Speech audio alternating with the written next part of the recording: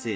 এখানে কি বাম পায়ের নূপুর পড়ছিল? এখানে না, মতান্তর আছে, কেউ বলে বাম পায়ের নুপুর, কেউ বলে বাম পাজর, তবে আমরা ধরছি বাম পাজরকেই। আচ্ছা, আর ইতিহাস যেটা বলবে সেটাই আমরা ইতিহাস বিকৃতি করার তো সুযোগ নাই। ঠিক আছে। আমাদের 51 খণ্ডের যে পুরাণের যে ইতিহাস পাইছি সেটা আমাদের বাম পাজরই পাইছি, যার ফলে আমাদের এটা বাম পাজরই ধরা হয়েছে। আসলে আগে তো এরকম ছিল না, আগে ছিল রাজা প্রথা। রাজা প্রথা যখন ছিল ঠিক সেই সময় নাটোরের রানী ভবানীর আওতাধীন আমাদের এই মা ভবানী মন্দিরটা ছিল, তখন থেকে এই নামটা ভবানী নাম চলে আসছে। কিন্তু এই দেবীর নাম হলো অপর্ণা, শক্তিপীঠ নাম অনুসারে এই দেবীর নাম হলো অপর্ণা।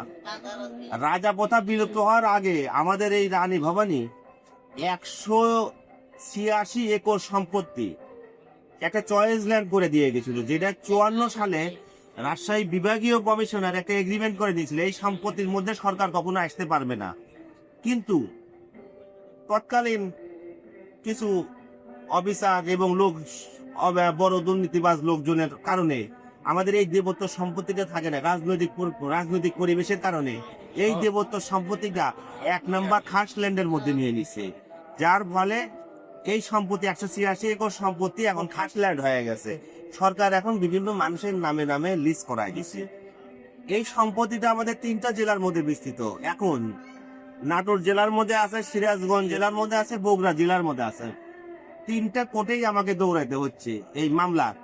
আমাদের মামলাগুলো কোনো পাবলিকের নামে না, আমাদের মামলা হলো সরকারের এগেইনস্টে।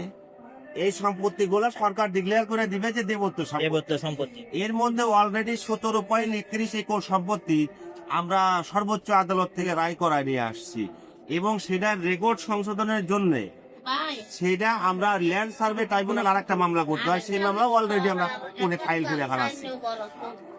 এইভাবে দেখা যাক সবকিছু সর্বোচ্চ চেষ্টা করে আমরা চেষ্টা করতেছি মা ভবানী উদ্ধার করা যায় কিনা। এছাড়াও আমাদের ভক্তবিন্দু সার্বিক সহযোগিতায় মন্দিরের অবকাঠামো গুলা এখন বেশ উন্নত হচ্ছে। আমাদের এই যে এখানে একটা মেন গেট হচ্ছে, যেটা আমাদের এখন এটাই হবে মেন গেট। এই গেট বন্ধ হয়ে ওটাই চালু হবে, এখনো ফিনিশিং হয় না, অল্প কিছুদিনের মধ্যে ফিনিশিং হবে। এই গেটটা আমাদের একটা ভক্ত করে দিচ্ছে। আমাদের অতিথিশালা আছে রাত্রি যাপন করার, আগে ছিল 1 তলা, এখন হয়ে গেছে 2 তলা। আমাদের সাকারি পুকুরটা একটা ঐতিহাসিক যেটা একটা পুণ্যস্থানের পুকুর, সেই পুকুরটাও আমরা সংস্কারের উদ্যোগ নিয়েছি কমিটির পক্ষ থেকে। এছাড়াও ভক্তবিন্দু সার্বিক সহযোগিতা, এছাড়া প্রতিনিয়ত দেশ এবং বিদেশ থেকে অগণিত ভক্তবৃন্দ বিভিন্ন কার্য সম্পাদনের জন্য আমাদের এই মন্দিরে আসে।